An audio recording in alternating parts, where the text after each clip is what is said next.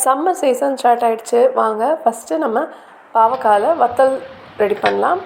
பாவக்காயை நல்லா வாஷ் பண்ணிவிட்டு இந்த மாதிரி ரவுண்டாக கட் பண்ணிக்கோங்க. இந்த திக்னஸ்க்கு இருக்கலாம்.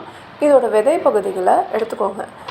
விதை பகுதினோடனே தான் எனக்கு இந்த டிப்பு ஞாபகம் வருது. நான் பாவக்காயில் இருக்கிற அந்த விதையை எடுக்கிறதுக்கு இந்த மாதிரி பாதியாக கட் பண்ணிவிட்டு இந்த தோல் சீவுறதை வச்சு இந்த சென்டர் பகுதியை இந்த மாதிரி திருகி எடுத்துட்டேன்னா எல்லா விதையுமே வந்துடும். நமக்கும் கட் பண்ணுறதுக்கு ரொம்பவே ஈஸியாக இருக்கும். இந்த டிப்பை தான் நான் எப்போவுமே ஃபாலோ பண்ணுவேன். உங்களுக்கு தெரியாதுன்னா இது ட்ரை பண்ணி பாருங்கள். இப்போ இந்த மாதிரி நம்ம எல்லா பாவக்காயும் எடுத்து வச்சுக்கிட்டோம். ஒரு ப்ரெஷர் குக்கரில் 1/2 கப் அளவுக்கு தண்ணி எடுத்து விட்டு அதில் தேவையான அளவு உப்பு சேர்த்துக்கோங்க.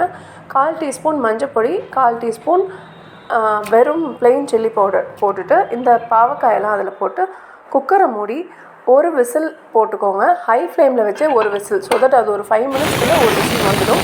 தண்ணி நிறையா வச்சிங்கன்னா உங்களுக்கு பாவக்காய் குழஞ்சி போயிடும். தண்ணி கம்மியாக வச்சுக்கோங்க. இப்போ பாவக்காய் நல்லா வெந்துருச்சு. இது பாதிக்கு மேலே குக் ஆகிருக்கணும். இந்த சமயத்தில் தண்ணியை நல்லா வடிச்சிட்டு ஒரு காஞ்ச தட்டில் இதை பரப்பி எடுத்துக்கோங்க.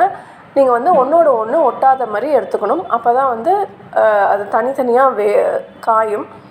அதனால் இது எல்லாத்தையுமே ஒரு தட்டில் ட்ரான்ஸ்ஃபர் பண்ணிக்கலாம்.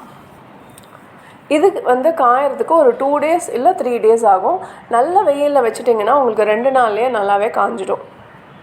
இப்போ இந்த மாதிரி தட்டில் எடுத்துக்கோங்க.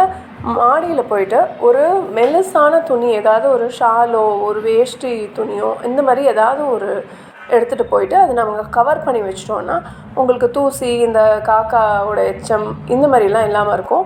3 டேஸ் கழித்து என்னோடய வத்தல் இப்படி இருந்தது. இப்போ நான் அதை பொரிச்சு காமிக்கிறேன். இதில் சுத்தமாகவே கசப்பே தெரியாதுங்க.